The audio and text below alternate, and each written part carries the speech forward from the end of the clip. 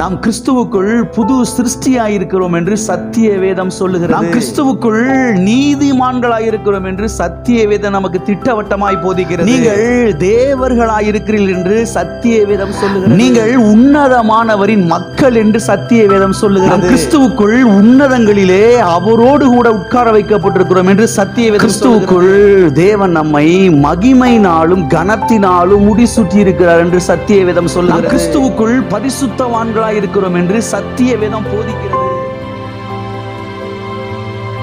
நாம் கர்த்தருடைய வார்த்தைக்கு செல்வோம், திருப்பிக் கொள்வோம். ஏசாயா தீர்க்க தரிசன புஸ்தகம் 9ஆம் அதிகாரம் 6வது வசனம்.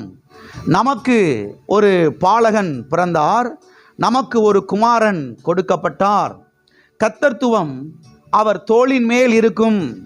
அவர் நாமம் அதிசயமானவர், ஆலோசனை கர்த்தர், வல்லமையுள்ள தேவன், நித்திய பிதா, சமாதான பிரபு என்னப்படும். அவர் நாமம் வல்லமையுள்ள தேவன் என்னப்படும். அருமையானவர்களே, கவனியுங்கள்.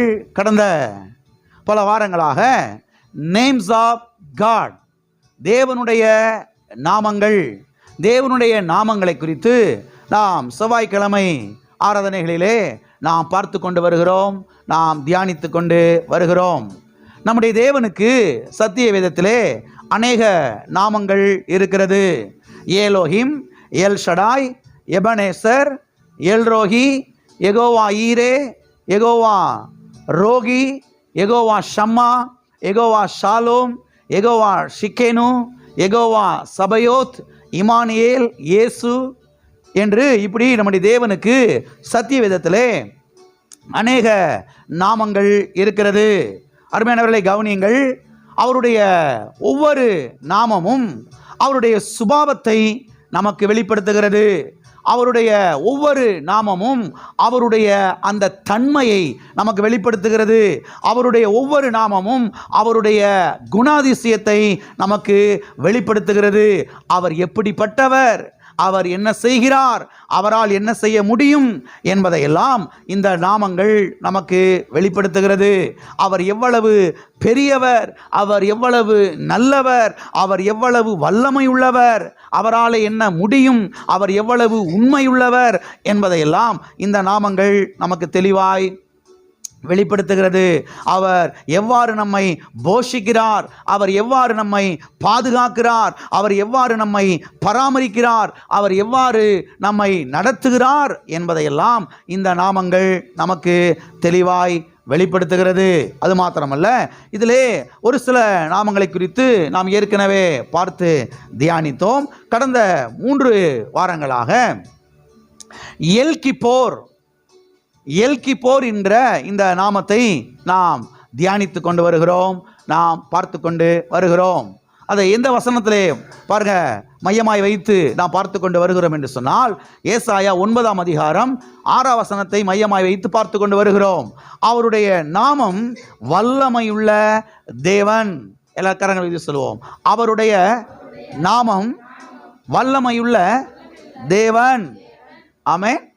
இங்கே ஏசாயா தீர்க்கதரிசி வரப்போகிற மேசியாவை குறித்து தீர்க்க தரிசனம் உரைக்கிறதை நாம் பார்க்கிறோம். அவர் என்ன தீர்க்க தரிசனம் உரைக்கிறார்? அவர் நாமம் வல்லமையுள்ள தேவன், த மைட்டி காட், வல்லமையுள்ள தேவன் என்கிற அந்த நாமத்தை அவருக்கு இங்கே வெளிப்படுத்தி சொல்லுகிறதை நாம் பார்க்கிறோம். அருமையானவர்களே கவனியுங்கள். நம்முடைய தேவன் பாருங்க யார் என்று சொன்னால், அவர் வல்லமையுள்ள தேவன். அவர் பாருங்க சும்மா அவர் ஒரு வெத்து நபர் கிடையாது. அவர் ஒரு டம்மி பீஸ் கிடையாது. அவர் ஒண்ணுமில்லாத ஆள் கிடையாது. அவர் வல்லமையுள்ள தேவன் என்று சத்திய வேதத்திலே நாம் பார்க்கிறோம். அருமையானவர்களை கவனியுங்கள். இந்த இடத்துல பயன்படுத்தப்பட்டிருக்கிற ஒரு எபிரேய பதம் என்னவென்று சொன்னால், எல்கிப்போர் என்கிற ஒரு எபிரேய பதம் இந்த இடத்துல பயன்படுத்தப்பட்டிருக்கிறது. சரி, எல்கிப்போர் என்றால் என்ன அர்த்தம்? எல்கிப்போர் என்றால் என்ன பொருள்? எல்கிப்போர் என்று சொன்னால் பராக்கிரமசாலி தேவன் என்ற அர்த்தம், சக்தி வாய்ந்த தேவன் என்ற அர்த்தம், சக்தி உள்ள தேவன் என்ற அர்த்தம், வல்லமை மிக்க தேவன் என்ற அர்த்தம், வல்லமை மிகு தேவன் என்ற அர்த்தம், த மைட்டி காட் என்ற அர்த்தம், ஆற்றல் மிக்கவர் என்ற அர்த்தம். இதை நான் ஏற்கனவே விளக்கி உங்களுக்கு சொன்னேன். ஆல்மைட்டி காட் என்பதற்கும் த மைட்டி காட் என்பதற்கும் சற்று வித்தியாசங்கள் இருக்கிறது. சர்வ வல்லமையுள்ள தேவன் என்பதற்கும் வல்லமையுள்ள தேவன் என்பதற்கும் சிறிய வித்தியாசங்கள் இருக்கிறது. ஆகவே நம்முடைய தேவன் ஒரு சாதாரண ஆள் கிடையாது, ஒரு வல்லமையற்ற தேவன் கிடையாது, ஒரு ஒண்ணுமில்லாத ஆள் கிடையாது, ஒரு பவரை இல்லாத ஆள் கிடையாது, ஒரு டம்மி பீஸ் கிடையாது. அவர் வல்லமையுள்ள தேவனாய் என்ன செய்கிறார்? இருக்கிறார். இதிலே இந்த நாமம் எப்படிப்பட்ட நாமம்? எல்கிப்போர் எப்படிப்பட்ட தேவனாய் இருக்கிறார் என்பதை நாம் குறித்து இந்த 3 வாரங்களாக பார்த்து கொண்டு வருகிறோம். கடந்த வாரம் வரைக்கும் 13 காரியங்களை நாம் பார்த்தோம். எல்கிப்போர் எப்படிப்பட்டவராய் இருக்கிறார், எல்கிப்போர் எப்படிப்பட்ட தேவனாய் இருக்கிறார் என்பதை குறித்து பாருங்க 13 காரியங்களை நாம் ஏற்கனவே பார்த்து தியானித்திருக்கிறோம். இன்றைக்கு மீதமுள்ள காரியங்களை நாம் பார்க்க போகிறோம். அருமையானவர்களை கவனியுங்கள். தெளிவாய் சத்தியவேதம் சொல்லுகிறது, எல்கிப்போர் சகலத்தையும் செய்ய வல்லவராய் இருக்கிறார் என்று சத்தியவேதம் சொல்லுகிறது. சகலத்தையும் செய்ய அவர் வல்லவராய் இருக்கிறார். வாசிப்போம். யோபுவின் புஸ்தகம் 42வது அதிகாரம் 2வது வசனம். தேவரீர் சகலத்தையும் செய்ய வல்லவர், நீர் செய்ய நினைத்தது தடைபடாது என்பதை அறிந்திருக்கிறேன். இங்கே யோபு அவர் சொல்லுகிறார், தேவரீர் சகலத்தையும் செய்ய வல்லவர், நீர் செய்ய நினைத்தது, நீர் செய்ய திட்டமிட்டது அது என்ன செய்யாது?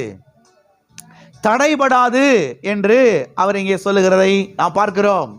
தேவரீர் எத்தனை செய்ய வல்லவராய் இருக்கிறீர்? சகலத்தையும் செய்ய வல்லவராய் இருக்கிறீர். சகல காரியத்தையும் செய்ய வல்லவராய் இருக்கிறீர். அனைத்து காரியத்தையும் செய்ய அவர் வல்லவராய் இருக்கிறார். எல்லாவற்றையும் செய்ய அவர் வல்லவராய் இருக்கிறார். அருமையானவரை கவனியுங்கள். இழந்து போனதையெல்லாம் ரெட்டிப்பாய் திரும்ப தருவதற்கு அவர் வல்லமையுள்ள தேவனாய் இருக்கிறார். ஆமென்.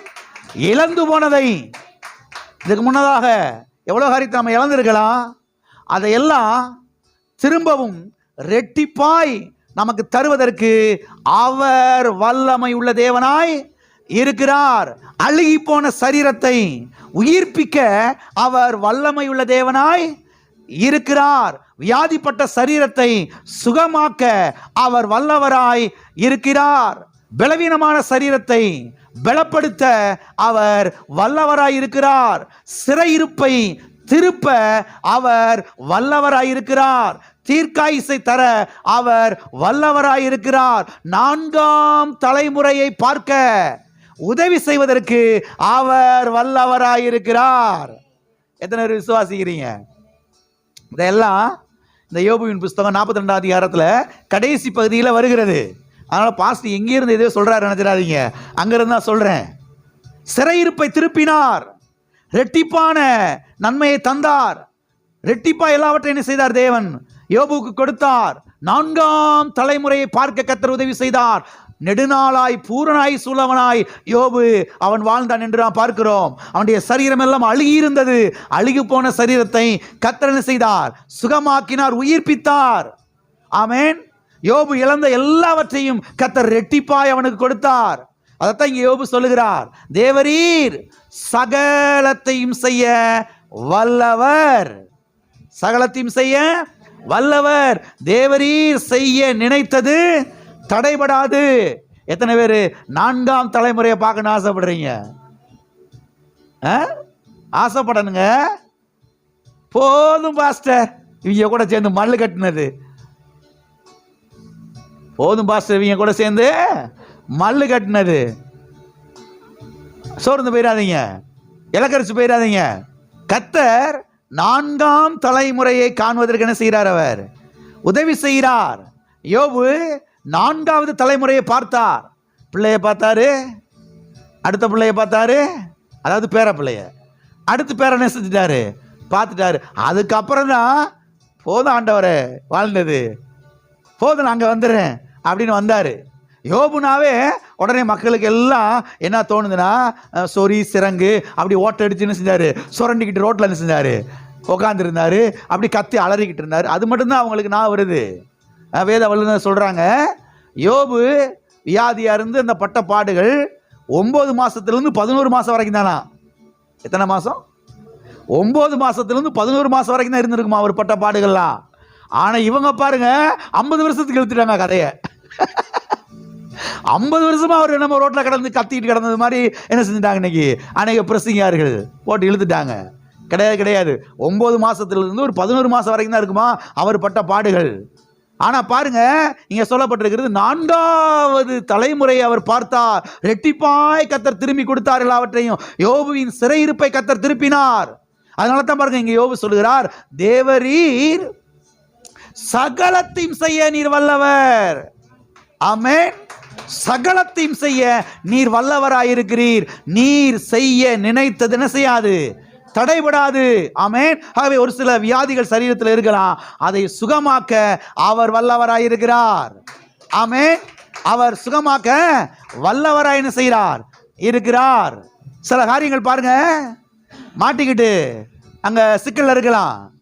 கர்த்தர் சொல்றாரு, சிறையிருப்பை திருப்புவதற்கு நான் வல்லமையுள்ள தேவனாய் என்ன செய்கிறேன், இருக்கிறேன். அழுகி போன சரீரத்தை உயிர்ப்பிக்க நான் வல்லமையுள்ள தேவனாய் இருக்கிறேன். நீ இழந்து போன சொத்தை எல்லாம் திருப்பி உனக்கு கொடுப்பதற்கு நான் வல்லமையுள்ள தேவனாய் என்ன செய்கிறேன், இருக்கிறேன். பாருங்க, கர்த்தர் என்கிற மாத்திரத்தில் ஒரு டம்மி பீஸ் மாதிரி நினைச்சிடக்கூடாது. அது சாதாரண ஆள் போல, அவர் பாவம் பவர் இல்லாதவர் போல, வல்லமை இல்லாதவர் போல நினைச்சிடக்கூடாது. சத்தியவேதம் தெளிவாய் சொல்லுகிறது, அவர் வல்லமையுள்ள தேவன், அவரால் எல்லாம் முடியும். ஆமென். தண்ணீரை திராட்சரசமாய் மாற்ற அவரால் முடியும். ஆமென். கண்மலையை பிளந்து தண்ணீரை வெளியே கொண்டு வர அவரால் முடியும். வானத்தை திறந்து மன்னாவை கொட்ட அவரால் முடியும். காற்றை வீச பண்ணி காடைகளை கொண்டு வந்து பாளையத்தில் குவித்து போட அவரால் முடியும். ஆமென். கசந்த மாறாவை மதுரமான தண்ணீராய் மாற்ற அவரால் முடியும். செங்கடலை பிளந்து வழியை உண்டாக்க அவரால் முடியும். தேவரீர் சகலத்தையும் செய்ய வல்லவர். தேவரீர் செய்ய நினைத்தது தடைபடாது. ஆமென். ஆகவே எல்கிப்போர் அவர் யார் என்றால், அவர் சகலத்தையும் செய்ய வல்லவராயிருக்கிறார். ஆகவே தேவனுடைய பிள்ளைகள் விசுவாசிக்கணும், நான் 4வது தலைமுறையை பார்ப்பேன் அப்படின்னு. எத்தனாவது தலைமுறையை? ஒரு தலைமுறையை பார்க்கறதுக்கே இங்கே புருன்னு சரீரம் இழுத்துருது சில ஆட்களுக்கு. ஆனால் கர்த்தர் வாக்கு பண்ணுறது என்ன, கர்த்தர் சொல்கிறது என்ன, 4வது தலைமுறை நீ என்ன செய்யணும், பார்க்கணும். எத்தனை விசுவாசிக்கிறீங்க? எல்லா காரங்களை வைத்து சொல்லுவோம். கர்த்தர் சிறையிருப்பை திருப்ப வல்லவராயிருக்கிறார். அழுகி போன சரீரத்தை சுகமாக்க வல்லவராயிருக்கிறார். தீர்க்காயுசை தர அவர் வல்லவராயிருக்கிறார். 4வது தலைமுறையை பார்க்க செய்ய அவர் வல்லவராயிருக்கிறார். ரெட்டிப்பான நன்மைகளை, ரெட்டிப்பான ஆசீர்வாதங்களை தர அவர் வல்லவராயிருக்கிறார்.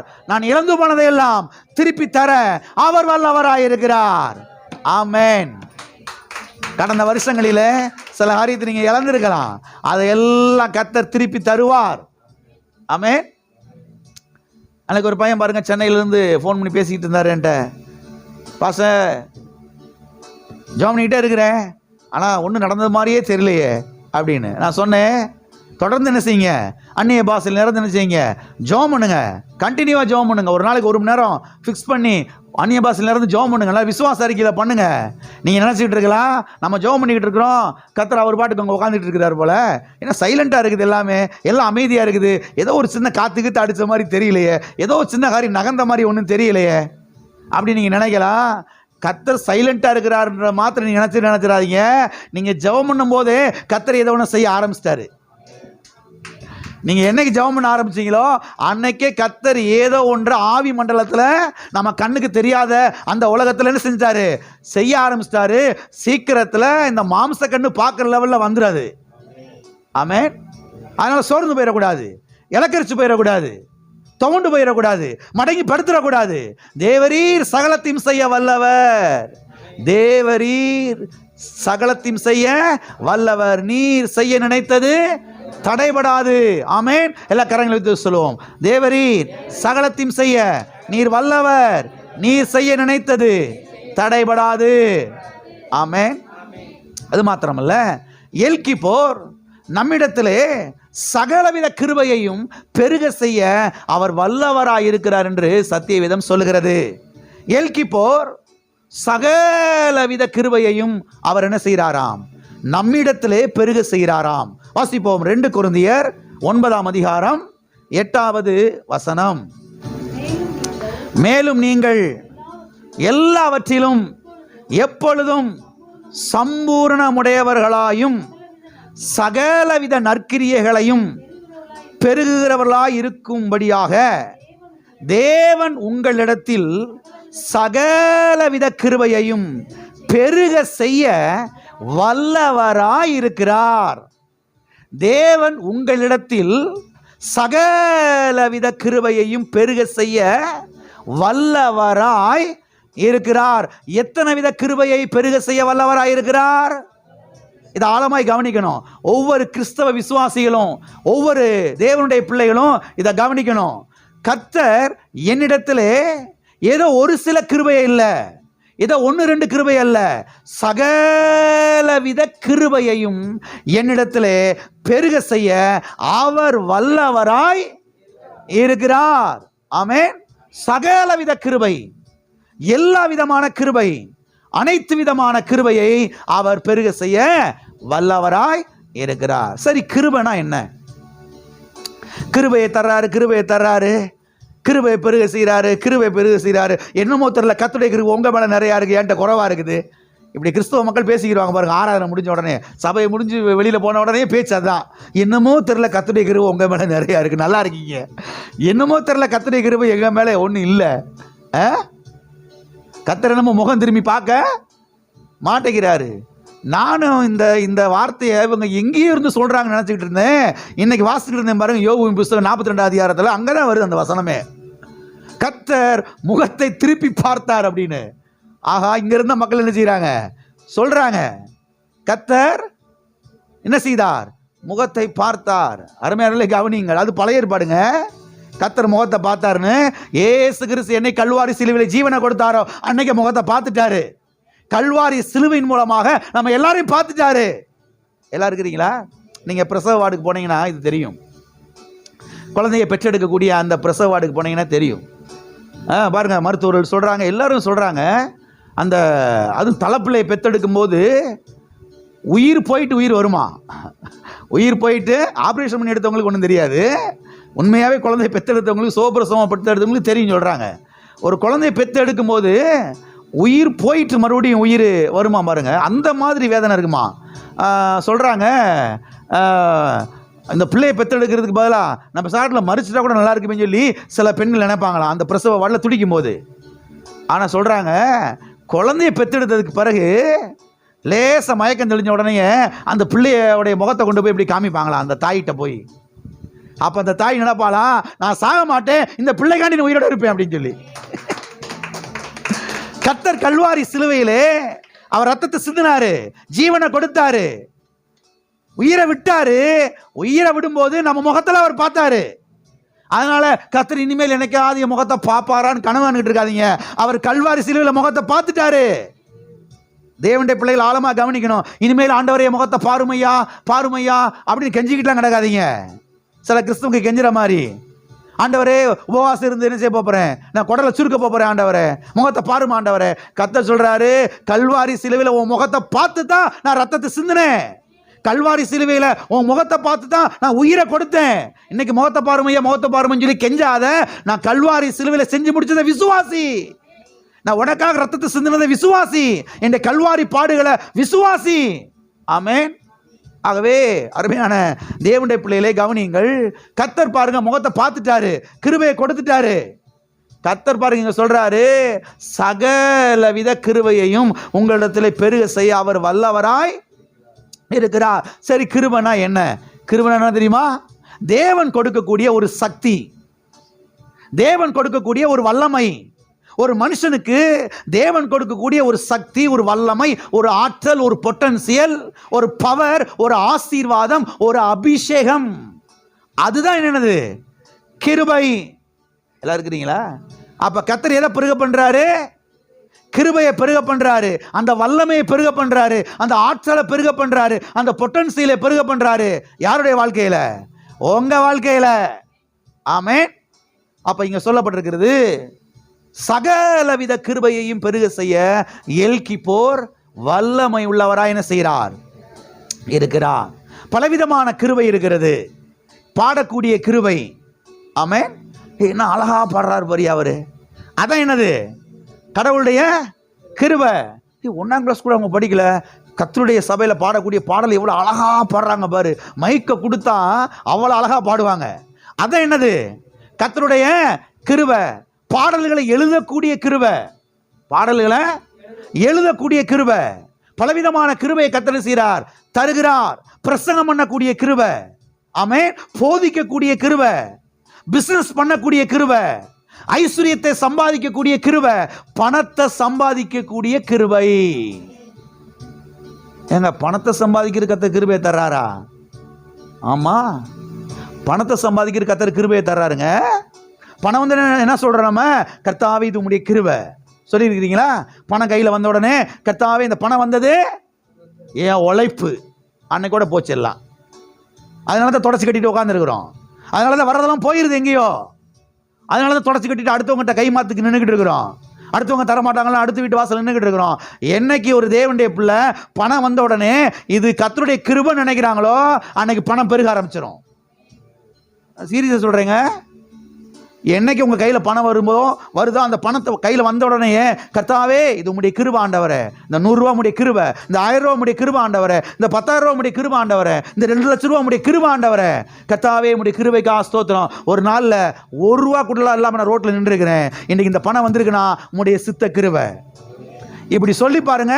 நான் சொல்கிறேன், உங்கள் வீட்டில் பண குறைவு வரவே வராது. அநேகருடைய வீட்டில் ஏன் பண குறைவு வந்துடுது? நான் சம்பாரித்தேன், நான் உழைச்சேன், என் நெத்தி வேறுபடி. எது அங்க நெத்தி வேர்வை தெரியுதா? அதுல மக்கள் மாறணும் பாருங்க. என்னத்தை மாற்றணும்? ஏன் ஆசீர்வாதங்கள் வராமல் போய் விடுகிறது வீட்டில்? ஏன் பெருக்கங்கள் இல்லாமல் போய் விடுகிறது? வேர்வை உயர்த்தி பேசுறது, திறமை உயர்த்தி பேசுறது, சர்டிஃபிகேட்டை உயர்த்தி பேசுறது. இல்லை இல்லை இல்லை இல்லை. தேவனுடைய கிருபை, அவருடைய கல்வாரி பாடுகள், அவர் சிலுவையில் பட்ட பாடுகள், அவர் சிலுவையில் சிந்தின ரத்தம், அவர் எனக்காக கொடுத்த விலைக்கிரயம். அதனால தான் இன்னைக்கு நான் நல்லா இருக்கிறேன். ஆமென். தேவன் சகலவித கிருபை என்ன செய்கிறார்? நம்மிடத்திலே பெருக செய்கிறார். ஆகவே பாடக்கூடிய கிருபை, பாடல்களை எழுதக்கூடிய கிருபை, மியூசிக் போடக்கூடிய கிருபை, பிரசங்கம் பண்ணக்கூடிய கிருபை, இப்படி பலவிதமான கிருபை தர்றாரு. பிசினஸ் பண்றதுக்கும் கர்த்தர் கிருபை தர்றாரு. எத்தனை ராமன் சொல்றீங்க? பிசினஸ் பண்றதுக்கு கர்த்தர் தாங்க கிருபை தர்றாரு. பணத்தை சம்பாதிக்கிறது கர்த்தர் தாங்க கிருபை தர்றாரு. சில ஆட்களுக்கு மயக்கப்பட்டு விழுந்துருவாங்க. ஏங்க, பணத்தை சம்பாதிக்கிறமா கர்த்தர் கிருபை தர்றாரு? ஆமான்ற, பணத்தை சம்பாதிக்கிறது கர்த்தர் தான் கிருபை தர்றாரு. ஆமென். இதை கர்த்தருடைய கிருபை நீங்க பார்த்தீங்கன்னா நல்லா சம்பாதிப்பீங்க. இல்லைன்னா இருக்கிறது செஞ்சுருக்கிட்டோ போயிடும். ஆகவே தேவனுடைய பிள்ளைகளை கவனிங்கள். எல்கிப்போர் என்ன பண்ணுகிறார்? சகலவித கிருபையையும் நம்மிடத்திலே அவர் என்ன செய்கிறார்? பெருக செய்கிறார். ஆகவே அதிகாலையில் எழும்பின உடனேயே கர்த்தாவே இன்னைக்கு என் வாழ்க்கையில் சகலவித கிருபையையும் நீர் பெருக செய்தபடியால் உமக்கு ஸ்தோத்திரம். சகலவித கிருபையினாலே நீ நிரப்பினபடியால் உமக்கு ஸ்தோத்திரம் ஆண்டவரே. சகலவித கிருபையையும் எனக்கு நீர் கொடுத்ததுக்காக உமக்கு நன்றி. எல்கிப்போரே, சகலவித கிருபையை என்னிடத்திலே நீர் பெருக செய்தபடியால், வர்த்திக்க செய்தபடியால் ஸ்தோத்திரம். டெய்லியும் சொல்லி பாருங்க, 365 நாள் சொல்லி பாருங்க. நான் சொல்கிறேன், வாழ்க்கை தராதரம் உயர ஆரம்பிச்சிடும். நான் சீரியஸாக சொல்கிறேங்க. ஏன் சில கிறிஸ்தவ மக்கள் 20 வருஷம் சபைக்கு போய் 25 வருஷம் சபைக்கு போய் தடவிட்டு கிடக்குறாங்க பாருங்க. அப்படியே தடவுறாங்க பாருங்க, மண்ணுக்குள்ளே அப்படியே தேடுவாங்க பாருங்க, தடவுறாங்க பாருங்க. அந்த மாதிரி ஏதோ ஒன்று தொலைச்சி போச்சு தடவிட்டு கிடப்பாங்க. அவர் அப்படியே என்னடா காண அந்த மாதிரி இருக்காங்க பாருங்க. இவ்வளோ வருஷம் சபைக்கு போயுமா இன்னமும் தடவிட்டு இருக்காங்க. ஏன் தெரியுமா? இவங்க கர்த்தருடைய கிருபையை தேடலை, கர்த்தருடைய கிருபை என்ன செய்யல, விசுவாசிக்கல. கர்த்தர் கிருபை தர்றாருங்கிறத நம்புறது கிடையாது. சகலவித கிருபையும் கர்த்தர் எனக்கு பெருக செய்கிறாருங்கிறத என்ன செய்யறது கிடையாது, நம்புறது கிடையாது. அதனால தான் இந்த தடவெல்லாம் மாறணும், தரித்திரமெல்லாம் மாறணும், கடன் பிரச்சனையெல்லாம் மாறணும். எல்லாம் பாருங்க, பீடைகள் ஒளிஞ்சு போகணும், நல்லா செல்வ செழிப்பாக வரணும்னா கர்த்தருடைய கிருபை என்ன செய்யணும், தேடணும். சகலவித கிருபையை பெருக செய்ய வல்லவரே, என் வாழ்க்கையில், என் குடும்பத்தில், என்னுடைய பிஸ்னஸில், என்னுடைய வியாபாரத்தில், என்னுடைய தொழிலில், என் பிள்ளையோடைய படிப்பு விஷயத்தில் சகலவித கிருபையும் பெருக செய்ய ஆண்டவரே. ஆமென். சகலவித கிருபை பெருகு செய்யுங்க ஆண்டவரே. நான் சொல்கிறேன், பிஸ்னஸ் ஓஹோன்னு போக ஆரம்பிக்கும். ஆமென். பெரிய லெவலில் வர முடியும். கர்த்தருடைய நாமம் என்ன செய்யும்? மகிமைப்படும். ஆகவே கர்த்தர் என்ன பண்ணுகிறார்? சகல வித கிருபையை நம்ம இடத்துல என்ன செய்கிறார்? பெருக செய்கிறார். ஆமென். அது மாத்திரமல்ல, எல்கிப்போர் அவர் யுத்தத்தில் வல்லவராய் இருக்கிறார் என்று சத்தியவேதம் சொல்லுகிறது. எதிலே வல்லவராய் இருக்கிறார்? யுத்தத்திலே. அதாவது இப்படி சொல்றேன் உங்க பாஷையில, ஃபைட் பண்றதுல அவர் வல்லவராக இருக்கிறார். பார்த்தீங்களா? இந்த இங்கிலீஷ் வார்த்தை எல்லாத்துக்கும் புரியும். என்னது? படிக்காதவங்களுக்கு கூட இந்த இங்கிலீஷ் வார்த்தை புரியும். ஃபைட் பண்றது, சண்டை போடுறது. சண்டை போடுறதுல, யுத்தம் பண்றதுல, ஃபைட் பண்றதுல அவரை அடிச்சுக்கிறதுக்கு ஆளே கிடையாது. ஆமென். எல்கிப்போர் யுத்தத்தில் வல்லவராய் இருக்கிறார். வாசிப்போம் யாத்ராகமம். யாத்ராகமம் 15ஆம் அதிகாரம் 3வது வசனம். கர்த்தரே யுத்தத்தில் வல்லவர். கர்த்தர் என்பது அவருடைய நாமம். கர்த்தரே யுத்தத்தில் வல்லவர். கர்த்தரும் யுத்தத்தில் வல்லவர் அப்படி நீங்க சொல்லப்படல. கர்த்தரும் யுத்தத்தில் வல்லவர்னா அப்புறம் இன்னொருத்தரும் வல்லவர் என்ன செய்யறாரு? இருக்கிறார் என்று அர்த்தமாயிரும். அப்படித்தானே? கர்த்தரே யுத்தத்தில் வல்லவர்னா அவர் மட்டும்தான் யுத்தத்தில் வல்லவர். அவரை ஃபீட் பண்றதுக்கு யாரும் கிடையவே கிடையாது. அவர் அடிச்சுக்கிறதுக்கு யாரும் கிடையவே கிடையாது. அவரே யுத்தத்தில் வல்லவராய் இருக்கிறார். அருமையான கவனிங்க. இதனுடைய பின்னணி நீங்க கவனிக்கணும். இதனுடைய பின்னணி நீங்க புரிஞ்சுக்கிறணும். கர்த்தரே யுத்தத்தில் வல்லவர் அப்படின்ற ஒரு பாடலை இங்கே மிரியாமும் இஸ்ரவேல் மக்களும் பாருங்க எழும்பி பாடுகிறார்கள். மிரியாமும் மற்ற எல்லா பெண்களும் சேர்ந்து அந்த இசை கருவிகளை எடுத்துக்கொண்டு பாருங்க நல்லா நடனம் ஆடி கர்த்தரை ஆராதித்து துதிக்கிறதை இந்த இடத்துல நாம் பார்க்கிறோம். இது மிரியாமின் பாடல்கள் என்று கூட சொல்லுவார்கள் சிலர். கர்த்தரே யுத்தத்தில் வல்லவர் என்று அவள் ஒரு பாடலை பாடுகிறாள். அந்த பாடலை தான் நம்ம இங்கே வசனமாய் நான் வாசிக்கிறோம். இந்த பின்னணி நீங்க பார்த்தீங்கன்னா ஆச்சரியமா இருக்கும். இஸ்ரவேல் மக்கள் இப்பதான் எகிப்து தேசத்திலிருந்து விடுதலையாய் வெளியே வந்திருக்கிறாங்க. 430 வருஷங்கள் அங்கே அவர்கள் அடிமையாய் இருந்தார்கள். கர்த்தர் ஓங்கிய புயத்தினாலே, வல்லமையுள்ள கரத்தினாலே அவர்களை விடுதலையாக்கி வெளியே கொண்டு வந்தார் மோசையின் மூலமாக. இப்ப வந்து அவர்கள் பாலைவனத்திலே தங்கி இருக்கிறார்கள், வனாந்தரத்திலே தங்கி இருக்கிறார்கள். பின்னால எகிப்து தேசம், முன்னால செங்கடல் இருக்கிறது. இப்ப இந்த பார்வோன் என்ன பண்றான்? படைகளை திரட்டி கொண்டு வந்து இஸ்ரவேல் மக்களை அழிச்சு போடுறதுக்காக அவன் கிளம்பி வர்றான். இஸ்ரவேல் மக்கள் எல்லாரும் நடையாய் நடந்து போய் அங்க அப்படி காலெல்லாம் நோவெடுத்து நடக்க முடியாம அங்க செங்கடலுக்கு முன்னால என்ன செய்யறாங்க? ஓய்வு எடுத்து படுத்துக்கிட்டு இருக்கிறாங்க. இப்ப எல்லாரும் போன சீக்கிரமா என்ன செஞ்சிடலாம்? ஒரே போட போட்டு அழிச்சிட்டு வந்துடலாம் அப்படின்னு சொல்லி பாருங்க தகவல் அங்க போகுது. உடனே பார்வோன் ராஜா ஆட்கள் எல்லாம் திரட்டிக்கிட்டு பாருங்க இவங்களை அழித்து போடுவதற்கு அங்கிருந்து கிளம்பி வர்றான். கிளம்பி வரும் பொழுது கர்த்தர் என்ன பண்றாரு? மோசையின் மூலமாக செங்கடலை ரெண்டா பிளக்கிறாரு. செங்கடலை ரெண்டா பிளந்து அங்கே வெட்டாந்தரை உண்டாக்குறாரு. இஸ்ரவேல் மக்கள் வெட்டாந்தரையிலே நடந்து போனார்கள் என்று சத்தியவேதத்திலே பாருங்க நாம் சங்கீத புஸ்தகங்கள் எல்லாம் வாசிக்கிறோம். இஸ்ரவேல் மக்கள் வெட்டாந்தரையிலே நடந்து போனார்கள். வெட்டாந்தரையில செங்கடலை பிளக்க அவர் வல்லமை உள்ளவராய் இருக்கிறார். சில ஆட்களுக்கு இதை வந்து நம்ப முடியல. எதை நம்ப முடியல தெரியுமா? செங்கடலை ரெண்டா பிளந்ததை நம்ப முடியல. ஆச்சரியமா இருக்குது. ஒருத்தர் சொல்றாரு, நான் பேரை சொல்ல விருப்பப்படலை, ஒருத்தர் சொல்றாரு அந்த செங்கடல் வந்து இந்த முழங்காலுக்கு கீழே தான் இருக்கும், அது வந்து கரையோடைய ஓரம், அதனால அதில் தான் இந்த இஸ்ரவேல் மக்கள் அப்படியே எல்லாத்தையும் இந்த செடியில் விளக்கி விட்டு அப்படி நடந்து போனாங்க. அதனால செங்கடலாம் அவர் ஒன்றும் செய்யலை, அவர் வந்து பிளக்கலை அப்படின்னு அவர் சொல்றாரு. இதை ஒரு பிரசங்கிற வாசி சொல்றாரு. சரி, உங்க பிரகாரமே வச்சுக்கிடுவோம், அது முழங்கால் அளவு தண்ணி தான் வச்சுக்கிடுவோம், அதில் விளக்கிட்டு தான் அவங்க போனா வச்சுக்கிடுவோம். ஆனா வேத வசனம் சொல்லுகிறது பார்வோன் அவனுடைய சேனைகளையும் அங்க மூழ்கடித்தார் போட்டிருக்கு இல்லையா? அந்த முழங்கால் தண்ணியில மூழ்கடித்தார். அவர் எவ்வளவு பெரியவர், அவர் வல்லமை உள்ளவர். ஆமென். சில ஆட்களுக்கு பாருங்க ஏற்றுக்கொள்ள முடியல, அதை ஏற்றுக்கொள்ள முடியல. செங்கடலை கர்த்தர் ரெண்டா பிளந்து அதன் ஊடாக இஸ்ரவேல் மக்களை வெளியில கொண்டு வர்றாரு. இஸ்ரவேல் மக்கள் கரைக்கு இந்த பக்கத்தில் வந்துட்டாங்க. இப்போ கர்த்தர் சொல்றாரு, மறுபடியும் நீ கையை நீட்டு அப்படின்னு சொல்லி செங்கடல் என்ன செஞ்சிருச்சு? மறுபடியும் மூடிருச்சு. சத்தியவேதம் சொல்லுகிறது அங்கே எல்லா அந்த பார்வோன் ராஜாவும் அவனுடைய சேனையில் என்ன செய்தார்கள்? அங்கே மூழ்கடிக்கப்பட்டு அழிந்து போனார்கள் என்று. அப்படி செங்கடல் மறுபடியுமாய் மூழ்கடிக்கும் பொழுது அந்த எகிப்தியர்கள் ஒரு வார்த்தையை சொல்றாங்க. அந்த வார்த்தை தான் ரொம்ப ஆச்சரியமான ஒரு வார்த்தை. வாசிங்க, யாத்திராமம் 14வது அதிகாரம் 25வது வசனம். அவர்களுடைய ரதங்களில் இருந்து உருளைகள் கழலவும் அவர்கள் தங்கள் ரதங்களை வருத்தத்தோடே நடத்தவும் பண்ணினார். அப்பொழுது எகிப்தியர் இஸ்ரவேலரை விட்டு ஓடி போவோம், கர்த்தர் அவர்களுக்கு துணை நின்று எகிப்தியருக்கு விரோதமாய் யுத்தம் பண்ணுகிறார். எகிப்தியருக்கு விரோதமாய் கர்த்தர் யுத்தம் பண்ணுகிறார் என்று இஸ்ரவேல் மக்கள் சொல்லல, எகிப்தியர் சொல்லுகிறார்கள். யார் சொல்றா? எகிப்திய ஜனங்கள் சொல்லுகிறார்கள், எகிப்திய போர் வீரர்கள் சொல்கிறார்கள். பார்வோன் சொல்றான், கர்த்தர் என்ன செய்யறாரு?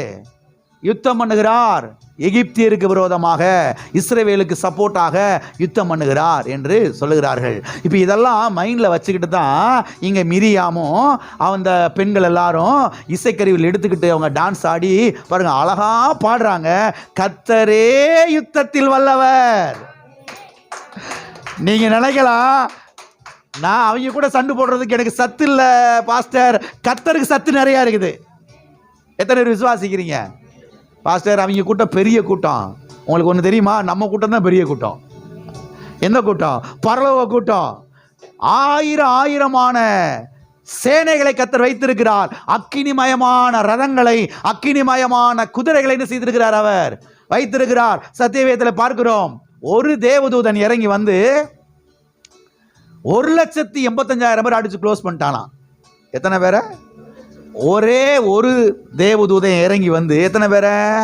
1,85,000 பேர். ஒரு ஆளே எத்தனை பேர் அடிச்சா? 2 பேர் வந்து எத்தனை அடி அடிப்பான்? ஆயிரக்கணக்கான பேர் இருக்கிறாங்க தேவதூதர்கள், லட்சக்கணக்கில் கோடிக்கணக்கில் இருக்கிறாங்க. எல்லாரும் இறக்கி விட்டா என்ன ஆகும்? அப்படிப்பட்ட கூட்டத்தை கர்த்தர் நமக்காக வச்சிருக்கிறாரு. அதனால பயப்படாதீங்க. எதிரிகளை கண்டு, சத்துருக்களை கண்டு, பக்கத்து வீட்டுக்காரனை கண்டு அவன் அச்சுறுத்துறானே, நம்மளை பயமுறுத்துறானே, இந்த ஊரை விட்டு நம்மளை ஓட வைக்கலான்னு நினைக்கிறானே, பயப்படாதீங்க. கர்த்தர் உங்களுக்காக யுத்தம் பண்ணுவார்.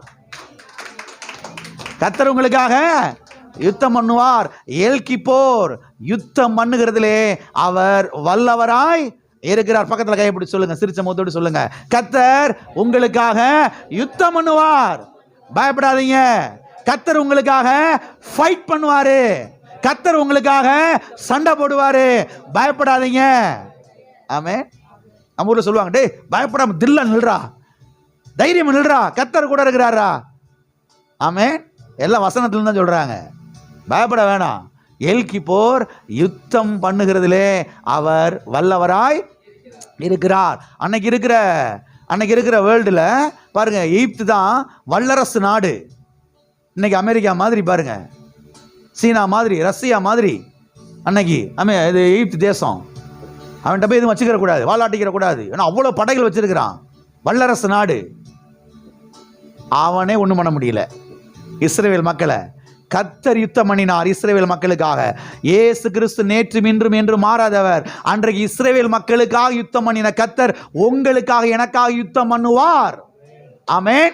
அதனால எனக்கு யாருமே இல்லையே, நான் ஒரு டம்மி பீஸ் ஆச்சே, நான் ஒரு சாதாரண ஆளாச்சே, எனக்கு அப்படி ஒன்றும் பேக்ரவுண்ட் இல்லையே, எனக்கு ஒன்றும் செல்வாக்கு இல்லையே, எனக்கு யாரும் சப்போர்ட்டுக்கு வரவே மாட்டாங்களே. நான் சொல்கிறேன், முழங்கால முடுக்கி கதவை பூட்டிட்டு நல்லா அந்நிய பாஷையிலிருந்து ஜெபம் பண்ணுங்க. கர்த்தர் உங்களுக்காக யுத்தம் பண்ணுவார். வெற்றி நிச்சயமாய் உங்களுடையது. ஆமென். சொல்லுங்க, வெற்றி நிச்சயமாய் என்னுடையது. வெற்றி நிச்சயமாய் என்னுடையது. ஆமென். எல்லாவற்றையும் அவர் மீட்டு தருவார். சொத்துக்களை மீட்டு தருவார், பணத்தை மீட்டு தருவார், பங்குகளை என்ன செய்வார்? அவர் மீட்டு தருவார். ஆமென். அது மாத்திரமல்ல, எல்கிப்போர் வழக்காடுவதிலே வல்லவராயிருக்கிறார் என்று சத்தியவேதம் சொல்லுகிறது. என்னது?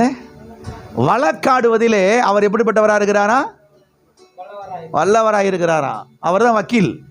யாருங்க? அவரு லாயர். பாருங்க, அவர் நமக்கு தகப்பனா இருக்கிறாரு, மூத்த அண்ணாச்சியா இருக்கிறாரு, என்ன மாதிரிலாம் இருக்கிறாரு பாருங்க. வக்கீலா இருக்கிறாருங்க அவரு. வேதவசனம் அப்படியே சொல்லுகிறது பாருங்க. எல்கிப்போர் வழக்காடுவதிலே அவர் வல்லவராய் இருக்கிறார். வாசிப்போம் நீதிமொழிகள் 23வது அதிகாரம் 10வது வசனம் 11வது வசனம். பூர்வ எல்லைக்குறியை மாற்றாதே, திக்கற்ற பிள்ளைகளுடைய நிலங்களை அபகரித்து கொள்ளாதே. அவர்களுடைய மீட்பர் வல்லவர், அவர் உன்னுடனே அவர்களுக்காக வழக்காடுவார். அவர்களுக்காக வழக்காடுவார். ஏன் இந்த 2 வசனத்தை நான் சேர்த்து வாசித்தேன் தெரியுமா? அப்பதான் இன்னும் கொஞ்சம் நம்ம தெளிவா விளங்கும். நான் சொல்றேன் கவனிங்க. இங்க சொல்லப்பட்டிருக்கிறது, பூர்வ எல்லைக்குரிய என்ன செய்யாதே, மாற்றாதே. அதாவது என்ன நடக்குதுன்னு இன்னைக்கு உலகத்துல, பக்கத்தில் இருக்கிற இடத்தையும் சேர்த்து கல்லை ஊண்டி எடுத்துக்கிறது நடக்குதா இல்லையா? பக்கத்தில் இருக்கிற இடத்தையும் சேர்த்து, ஏப்பா அவன் ஏற்கனவே எல்லைக்குரிய போட்டு கல்லை ஊண்டி இருக்கிறான்ல, அதை மாத்தாதப்பா அப்படின்னா நம்ம எங்கிட்ட 2 நாள் ஊருக்கு போயிட்டு வர்றதுக்குள்ளேயும் என்ன செஞ்சிருது, ஓடகல்ல வாங்கிட்டு வந்து இது ஏன் இடம் 2 அடி எனக்கு இருக்குது அப்படின்னு பொய்ய சொல்லி வம்புழுக்கிறது. ஏன்னா இவங்க ஆளு டம்மி பீஸ் ஆச்சு, இவங்களுக்கு சத்து குறைவா இருக்குது, ஓங்கி ஒரு அரட்டு போட்டா என்ன செஞ்சிருவான், இடத்த கொடுத்துட்டு ஓடிடுவான். சத்தியவேதம் சொல்லுகிறது, அவர்களுடைய மீட்பர் அவர்களுக்காக வழக்காடுவார். எனக்காக வழக்காடுகிறவர் ஒருத்தர் இருக்கிறாரு. ஆமென். எல்லாம் இருக்கிறீங்களா? எனக்காக வழக்காடுகிறவர் ஒரு இருக்கிறார். திக்கற்ற பிள்ளைகளுடைய நிலங்களை அபகரித்துக் கொள்ளாதே. யாருடைய நிலங்களை? திக்கற்றவங்க. கணவன் இழந்திருக்கிறாள்ல, கைம்பண்ணாதானே இருக்கிறா, ஓங்கி ஒரு மரட்டு போட்டா பணத்தை என்ன செய்ய, இடத்த கொடுத்துட்டு ஓடிடுவா. சாதாரண ஆளை தானே இருக்கிறாங்க, உடம்பு முடியாதவங்கள தானே இருக்கிறாங்க. எப்படியா அரட்டி மாதிரி என்ன செஞ்சிருவான், நிலத்தை பிடிங்கிடுவான். 1-2 பேசி ஆளை வச்சு மரட்டி பிடிங்கிடுவான். இவங்க நினச்சிட்டு இருக்கிறாங்க நம்ம தான் பெரிய திறமசாலின்னு. உன்னைய விட பெரிய திறமசாலி ஒருத்தர் இருக்கிறார், எல்கிப்போர். அவர் எனக்காக வழக்காட வல்லமை உள்ளவராய் என்ன செய்கிறார், இருக்கிறார். ஆமென். என்னுடைய நிலங்களை அபகரிச்சு கொள்றாங்களே, என்னுடைய சொத்துக்களை அபகரிச்சு கொள்றாங்களே, எனக்கு யாருமே இல்லையே, வழக்காடுகிறதுக்கு யாருமே இல்லையே, நீதி செய்ய யாருமே இல்லையே, நியாயம் செய்ய யாருமே இல்லையே அப்படின்னு நீங்க நினைக்கலாம். சத்தியவேதம் சொல்லுகிறது, எல்கிப்போர் அவர் இருக்கிறார், அவர் நமக்காக வழக்காடுவார், அவர் நீதி செய்வார், அவர் நியாயம் செய்வார். எத்தனை ஆமென் சொல்றீங்க? ஆமென். அது மாத்திரமல்ல, சில வழக்குகளை எல்லாம் நீங்க பார்த்தீங்கன்னா, சில வழக்குகள்லாம் நீங்க நீதிமன்றத்தில் பார்த்தீங்கன்னா,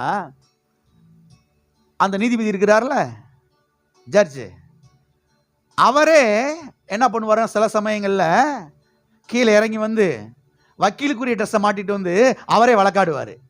பார்த்துருக்கிறீங்களா? அவர் ஜட்ஜு தான், நீதிபதி தான். ஆனால் சில சமயங்களில் அவர் வழியே இல்லாமல் அவங்க குடும்பத்துக்காக, அவங்க உறவினர்களுக்காக கொஞ்ச நாளைக்கு அவரே வக்கீல் ட்ரெஸ்ஸை மாட்டிட்டு வந்து நான் அப்பீல் ஆகிறேன், நான் ஆஜராகிறேன், ஏன்னா இவங்க எங்கள் குடும்பம், இவங்களை எனக்கு நல்லா தெரியும் அப்படின்னு சொல்லி அவர் என்ன செய்வார், ஆஜராவார். நம்முடைய தேவன் இருக்காரு பார்த்தீங்களா, அவர் நீதிபதியாக இருக்கிறாரு, வக்கீலாக இருக்கிறாரு. அவர் நமக்காக ஆஜராவார், நமக்காக வழக்காடுவார், நமக்காக யுத்தம் பண்ணுவார், நமக்குரிய சொத்தை வாங்கி தருவார். எத்தனை ராமன் சொல்றீங்க? எல்கிப்போர் நமக்காக வழக்காடுவதிலே அவர் வல்லவராய் இருக்கிறார். பக்கத்தில் கைப்பிடி சொல்லுங்க, சோர்ந்து போகாதீங்க, துவண்டு போயிடாதீங்க, மனம் தளர்ந்து போயிடாதீங்க, மடங்கி படுத்துறாதீங்க. உங்க வழக்கறிஞர் உங்க கூட இருக்கிறாரு, அவர் நாமம் எல்கிப்போர். ஆமென். கர்த்தர் நமக்கு எல்லாவற்றுக்கும் எல்லாமும் என்ன செய்கிறார், இருக்கிறார். ஆமென், ஆமென். ஆகவே அவர் வழக்காடினார்னா நமக்கு தான் நிச்சயம் ஜெயம். ஏங்க, இவர் தோத்து போனது சரித்திரமே கிடையாதுங்க. இவர் போய் வழக்காடி தோத்து போனதா ஒன்ன நீங்க எனக்கே காமிக்க முடியுமா? எல்லாம் இருக்கிறீங்களா? இயேசு கிறிஸ்து அவர் நமக்காக வழக்காடுகிறவர், அவர் நீதியுள்ள நியாயாதிபதி. அவர் பாருங்க, நமக்காக அவர் பரிந்து பேசுகிறவராய் இருக்கிறார். பிதாவாகிய தேவனிடத்தில் ஒரு முறை பரிந்து பேசினார், ஆண்டவரே நன்மை செய்யும், ஆண்டவரே நன்மை செய்யும். பிதாவாகிய தேவன் கேட்டாரு, எதன் அடிப்படையில் இவங்களுக்கு நன்மை செய்யும் சொல்லி நீர் கேட்கிறீரு? பிதாவாகிய தேவன் கேட்டாரு. இயேசு சொன்னாரு, நான் சிலுவையில் சிந்தின ரத்தத்தின் மூலமாக நன்மை செய்யும் ஆண்டவரே. பிதாவாகிய தேவன் பார்த்தாரு, மறுத்து பேசவே முடியாது, ஏன்னா இந்த மக்களுக்காக ஜீவனை கொடுத்தவர் இவர் தான். இந்த மக்களுக்காக சிலுவையில் நீசக்கோலமாய் தொங்கினவர் இவர்தான். இந்த மக்களுடைய பாவத்துக்காக தண்டிக்கப்பட்டவர் இவர்தான். கர்த்தாவே, இந்த மக்களுடைய பாவத்துக்காக நான் சிலுவையில் தண்டிக்கப்பட்டிருக்கிறேன், நான் அடியை வாங்கி இருக்கிறேன், நான் நீசக்கோலமாய் தொங்கி இருக்கிறேன். என் ரத்த புண்ணியத்தின் நிமித்தமாக இந்த மக்களுக்கு நன்மை செய்யும். பிதாவை தேவன் மறுத்தே பேச முடியாது, நன்மை செஞ்சுக்கிட்டு இருக்கிறாரு. ஆகவே இவர் வழக்காடி இவர் ஆஜராகி நமக்கு தோல்வி வரவே வராது. ஆகவே தோத்து போயிருமோன்ற பயத்துக்கு என்ன செய்யாதீங்க, இடம் கொடுக்காதீங்க. பக்கத்தை கைப்பிடி சொல்லுங்க, தோத்து போயிருமோன்ற பயத்துக்கு இடம் கொடுக்காதீங்க. வெற்றி நிச்சயம். ஆமென். எல் கிப்போர் நமக்கு வழக்காடுகிறவராய் என்ன செய்கிறார், அவர் இருக்கிறார். ஆமென். அது மாத்திரமல்ல, எல் கிப்போருடைய வல்லமையை நாம் அறிவிக்க வேண்டும், பிரசித்தப்படுத்த வேண்டும் என்று சத்திய வேதம் சொல்லுகிறது.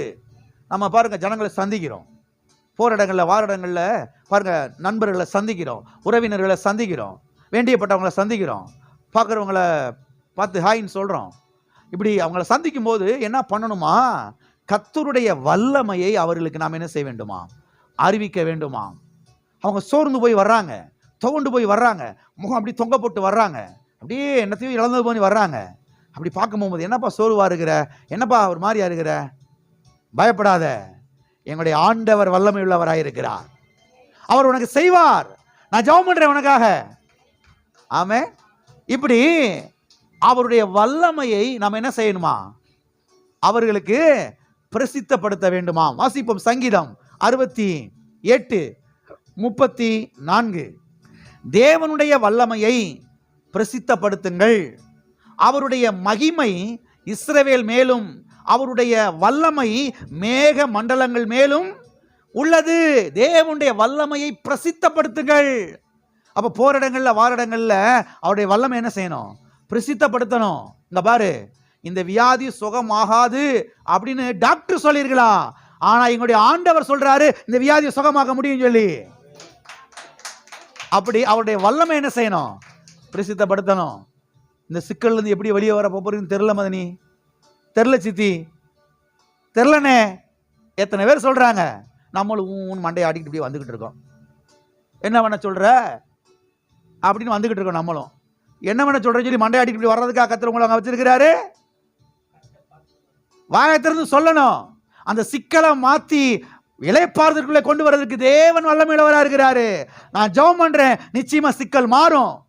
இந்த சிக்கலை மாற்றுவதற்கு தேவன் வல்லமையுள்ளவராய் இருக்கிறார். இந்த பிரச்சனையை மாற்றி போடுறதுக்கு தேவன் வல்லமையுள்ளவராய் இருக்கிறார் என்று அவருடைய வல்லமை என்ன செய்யணும், பிரசித்தப்படுத்தணும். எத்தனை இனிமேல் பிரசித்தப்படுத்த போறீங்க? இனிமேல் மண்டை ஆட்டிட்டுலாம் வராதிங்க. வாயத்திலிருந்து பதில் சொல்லிட்டு வாங்க. எங்களுடைய தேவன் வல்லமை உள்ளவர், அவர் சக்தி உள்ளவர், சக்தி வாய்ந்த தேவன், the mighty God, வல்லமையுள்ள தேவன். ஆமென்.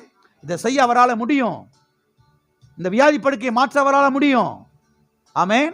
அந்த சொத்தை வாங்கி தர அவரால் முடியும் என்று அவருடைய வல்லமை நீங்க என்ன செய்யணும், பிரசித்தப்படுத்தணும். ஆண்டை விட்ட வழி, ஆண்டை என்னைக்கு முகத்தை பார்க்குறாரோ அப்படின்ட்டு நீங்க என்ன செய்யாதீங்க, என்னத்தையா சொல்லிட்டு என்ன செய்யாதீங்க, வராதிங்க. அவருடைய வல்லமை என்ன செய்யுங்க, பிரசித்தப்படுத்துங்கள். ஆமென். வாசிப்போம், சங்கீதம் 71:18. இப்பொழுதும் தேவனே, இந்த சந்ததிக்கு உமது வல்லமையையும் வரப்போகிற யாவருக்கும் உமது பராக்கிரமத்தையும் நான் அறிவிக்கும் அளவும் முதிர் வயதும் நரை வயதும் உள்ளவனுமாகும் வரைக்கும் என்னை கைவிடாராக. ஆமென். இங்கே சங்கீதக்காரன் சொல்லுகிறார், என்ன சொல்லுகிறார், கர்த்தாவே உமது வல்லமையையும் இந்த சந்ததிக்கு என்ன செய்வேன், நான் அறிவிப்பேன். இந்த சந்ததிக்கு உமது வல்லமை என்ன செய்வேன், நான் அறிவிப்பேன். வரப்போகிற யாவருக்கும் உமது பராக்கிரமத்தை நான் என்ன செய்வேன், அறிவிப்பேன். அப்ப பார்க்கிற ஜனங்கள், சந்திக்கிற ஜனங்கள், பேசக்கூடிய ஜனங்கள் எல்லாத்தையும் நீங்க போய் எப்படி பேசணும், அவருடைய வல்லமை என்ன செய்யணும், பேசணும். உங்க பாக்கெட்ல ₹1 இல்லாட்டினாலும் கூட எப்படி பேசணும், என்ன செய்யணும்? கவனிங்க. நம்ம என்ன நினைக்கிறோம், பாக்கெட்ல கையில காசு இல்லை அப்படின்னே பவர் குறைஞ்சிருச்சுன்ற மாதிரி இருக்கும். என்ன குறைஞ்சிருச்சு? காசு ₹100 வந்த உடனே நாங்களா எவனையும் பார்ப்போம்டா. பார்த்துருக்கீங்களா? இன்னைக்கு மக்கள், தேனி மக்கள், மதுரை மக்கள்லாம் ₹10 கூட வச்சுட்டு நாங்கள் எவனையும் பார்ப்போம். எத்தனை பேரை 10 ரூபா வச்சு ஒண்ணுமே இல்லாட்டினாலும் கையில விசுவாசமா பேச கற்றுக்கொள்ளணும். விசுவாசமாய் பேச கற்றுக்கொள்ள வேணும். பழகணும். இதெல்லாம் பழக்கத்துக்குள்ள கொண்டு வரணும். ஏன் தெரியுமா? உங்க பாக்கெட்ல பணம் இருக்கிறது ஒண்ணுதான், மீன் வாயில பணம் இருக்கிறது ஒண்ணுதான். ஆமே. இங்க இல்ல அங்க இருக்குது, இங்க இல்ல அங்க இருக்குது. அங்க இருந்து எடுத்து கொடுத்துருவாரே. ஆமே. உங்களுக்கு தேவைன்னும் போது எங்க இருந்து எடுத்து கொடுத்துருவாரு? மீன் வாய்க்குள்ள இருந்து எடுத்து கொடுத்துருவாரு. அப்புறம் அதுக்கு பணமே இல்லைன்ற மாதிரி என்ன செய்றீங்க? அப்படியே ஒரு மாதிரி அப்படியே, என்ன மாப்பிள்ள ஒரு டீ வாங்கி கொடு, எப்படி பேசுறது? டீ இல்லைன்னா, டீ வாங்குறதுக்கு காசு இல்லைன்னா யார்கிட்ட போய் என்ன செய்யக்கூடாது? ஓசிலாம் கேட்கக்கூடாது. அப்படி ஓசி வாங்கி அதை குடிக்கணுமா? அது உள்ள இறக்கணுமா? வீட்டுக்கு போய் கதவை பூட்டிட்டு என்ன செய்யணும்? மோனால் படிக்கிட்டு நல்லா வாயை திறந்து அந்நிய பாஷையில இருந்து ஜெபம் பண்ணணும். கர்த்தருடைய வாக்குத்தத்தங்களை எடுத்து அறிவிக்கணும், அறிக்கையிடணும், வாயை திறந்து பேசணும். ஆமென். எல்லாம் இருக்கிறீங்களா? அப்படி பேசுனீங்கன்னா டீ வீடு தேடி வந்துடும். எல்லா பணமும் வீடு தேடி வரும்.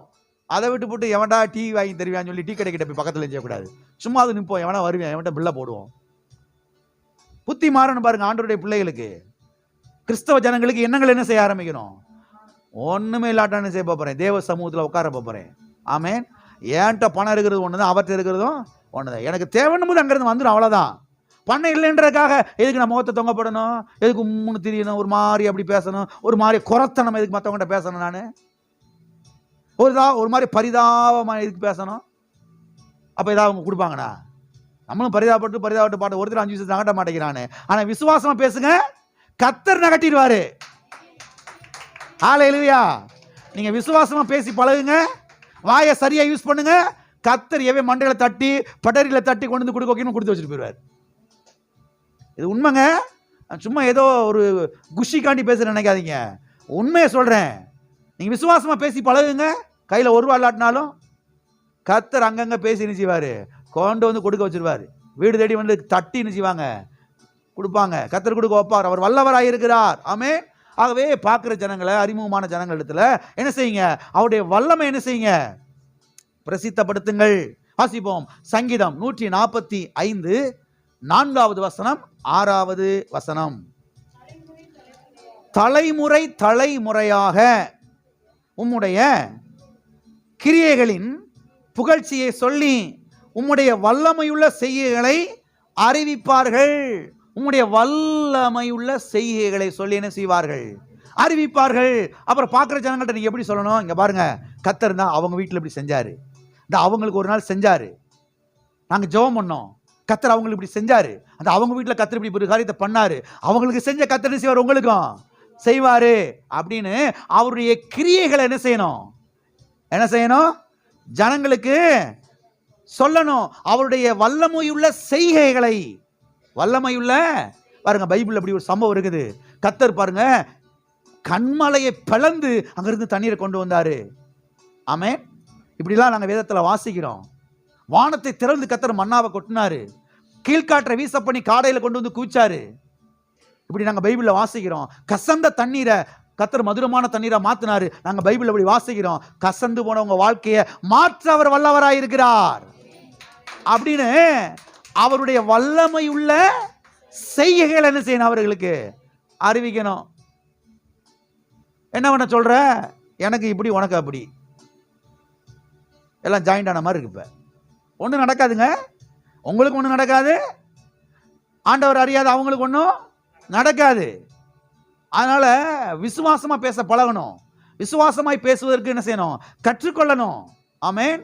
ஆகவே அவருடைய வல்லமை உள்ள செய்கைகளை ஜனங்களுக்கு அறிவிக்க வேண்டும். எல்கிப்போருடைய வல்லமைகளை என்ன செய்யணும்? நாம அறிவிக்க வேண்டும் என்று சத்தியவேதம் நமக்கு தெளிவாய் சொல்லுகிறது. அது மாத்திரமல்ல, எல்கிப்போருடைய வல்லமையை நாம் அறிந்து கொள்வதற்காக நாம் ஜெபிக்க வேண்டும் என்று சத்தியவேதம் தெளிவாய் நமக்கு போதிக்கிறது. வாசிப்போம். எபேசியர் 1ஆம் அதிகாரம் 17வது வசனத்திலிருந்து 19வது வசனம் வரைக்கும் நான் வாசிக்கிறேன். எல்லாரும் கவனிங்கள். ரொம்ப அருமையான ஒரு வேத பகுதி, நீங்கள் இதை கவனிக்கணும். இதெல்லாம் அப்படி ஜெபமாய் மாற்ற வேண்டும். நம்முடைய கர்த்தராகிய இயேசு கிறிஸ்துவின் தேவனும் மகிமையின் பிதாவுமானவர் தம்மை நீங்கள் அறிந்து கொள்வதற்கு ஞானத்தையும் தெளிவையும் அளிக்கிற ஆவியை உங்களுக்கு தந்தருள வேண்டும் என்றும், தாம் நம்மை அழைத்ததினாலே நமக்கு உண்டாயிருக்கிற நம்பிக்கை இன்னதென்றும், பரிசுத்தவான்களிடத்தில் தமக்கு உண்டாயிருக்கிற சத்துவத்தினுடைய மகிமையின் ஐஸ்வர்யம் இன்னதென்றும், தாம் கிறிஸ்துவை மரித்தோரிலிருந்து எழுப்பி அவரிடத்தில் நடப்பித்த தமது பலத்த சத்துவத்தின் வல்லமைப்படியே விசுவாசிக்கிறவர்களாகிய நம்மிடத்தில் காண்பிக்கும் தம்முடைய வல்லமையின் மகா மேன்மையான மகத்துவம் இன்னதென்றும் நீங்கள் அறியும்படிக்கு அவர் உங்களுக்கு பிரகாசமுள்ள மனக்கண்களை கொடுக்க வேண்டும் என்று வேண்டுகிறேன். இங்கே நாம் பார்க்கிறோம், இங்கே நாம் கவனிக்க வேண்டிய வார்த்தை என்னவென்று சொன்னால், தம்முடைய வல்லமையின் மகா மேன்மையான மகத்துவம் இன்னதென்று அறியும்படிக்கு. எல்லாம் சொல்லுங்க, தம்முடைய வல்லமையின் மகா மேன்மையான மகத்துவம் இன்னதென்றும். எது மகத்துவம்? தாம் கிறிஸ்துவை மரித்தோரிலிருந்து எழுப்பி அவரிடத்தில் காண்பித்த தமது பலத்த சத்துவத்தின் வல்லமைப்படி. எல்லாம் நல்லா கவனிக்கிறீங்களா? எல்லாம் கவனிங்க. இயேசு கிறிஸ்து கல்வாரி சிலுவையிலே தொங்கிக் கொண்டிருக்கிறார். அங்கே அவர் ஜீவனை விடுகிறார். பிறகு அவருடைய ஆவி பாதாளத்துக்கு செல்லுகிறது. அவருடைய சரீரம் அங்கே யோசேப்பின் கல்லறையில் என்ன செய்யப்படுகிறது? அடக்கம் பண்ணப்படுகிறது. இயேசு கிறிஸ்து 3ஆம் நாள் உயிர் தெழுந்தார் என்று சத்தியவேதத்திலே நாம் பார்க்கிறோம். எல்லாம் இருக்கிறீங்களா? இயேசு கிறிஸ்து 3ஆம் நாள் உயிர் தெழுந்தார். தம்முடைய ஆவியினாலே உயிர்ப்பித்தார் என்று நாம் பார்க்கிறோம். இயேசுவை மரித்தோரிலிருந்து எழுப்பினவருடைய ஆவி உங்களில் வாசமாயிருந்தால், உங்களில் வாசமாயிருக்கிற தம்முடைய ஆவியினாலே சாவுக்கு ஏதுவான உங்கள் சரீரங்களை உயிர்ப்பிக்க அவர் எப்படிப்பட்டவராக இருக்கிறார்? வல்லவராய் இருக்கிறார். பாருங்க, வேத வல்லுநர்கள் சொல்லுகிறார்கள், சர்வ வல்லமை உள்ள தேவன் இயேசு கிறிஸ்துவை 3ஆம் நாள் உயிரோடு எழுப்புவதற்கு தம்முடைய முழு வல்லமையையும் அங்கே பயன்படுத்தினாராம். வானத்தையும் பூமியும் தேவன் படைத்திருக்கிறார். அண்ட சராசரங்களையும் படைத்திருக்கிறார். எல்லாவற்றையும் கர்த்தர் செய்து கொண்டிருக்கிறார். இன்னைக்கு ஆளுகை செய்து கொண்டிருக்கிறார். அவர் ஆல்மைட்டி காட்.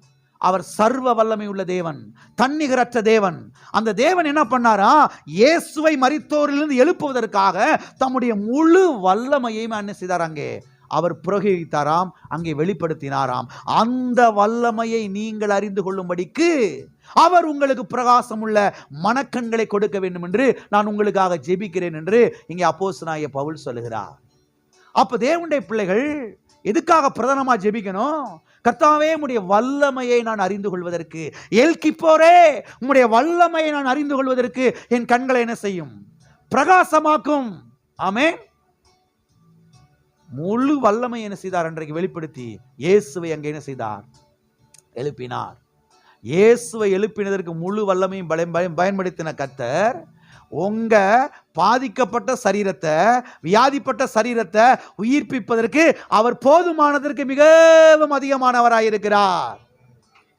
நீங்க நினைக்கலாம், இந்த இடத்துல ஒரு கட்டி வந்துருச்சு பாஸ்டர், முதுகுல இப்படி இருக்கு பாஸ்டர், அங்க இப்படி இருக்கு பாஸ்டர், இது இப்படி பாஸ்டர், டாக்டர் இப்படி சொல்லிட்டார் பாஸ்டர், அப்படி சொல்லிட்டார் பாஸ்டர், இது அப்படியா, அது அப்படியா, சுகம் ஆகாதான், இதுக்கு மருந்தே இல்லையா? நான் சொல்றேன், இன்னைக்கு நல்லா கவனிங்க. இயேசுவை, மரித்த இயேசுவை, மரித்து போன இயேசுவை உயிரோடு எழுப்பினதற்கு முழு வல்லமையையும் பயன்படுத்தின பிதாவாகிய தேவன் உங்க சரீரத்தை உயிர்ப்பிப்பதற்கு அவர் போதுமானதுக்கு அதிகமானவராயிருக்கிறார். ஆமென். மரித்த சரீரத்தையே அவரோட உயிரோடு எழுப்பினார்னா, உங்களுக்குள்ளே வாசம் பண்ணுகிற தம்முடைய ஆவியானவராலே அவர் என்ன செய்வார்? உங்க சரீரத்தை உயிரோடு எழுப்புவார். பலவீனப்பட்ட சரீரத்தை பலப்படுத்துவார். ஆமென். ஆமென். எத்தனை விசுவாசிக்கிறீங்க? எல்லா கரங்களை சொல்லுங்க. எல்கிப்போர் தம்முடைய வல்லமையை என்னுடைய சரீரத்திலே வெளிப்படுத்துகிறார். ஆமென். சத்தியவேதத்திலே நாம் பார்க்கிறோம், தேவன் தம்முடைய வல்லமையுள்ள வசனத்தினாலே சகலத்தையும் தாங்குகிறார் என்று. எதனாலே தாங்குகிறார்? வல்லமையுள்ள வசனத்தினாலே. எதனால? வசனத்தின் வல்லமையினாலே கிடையாது, வல்லமையுள்ள வசனத்தினாலே. அப்ப வல்லம் எங்க இருக்குது?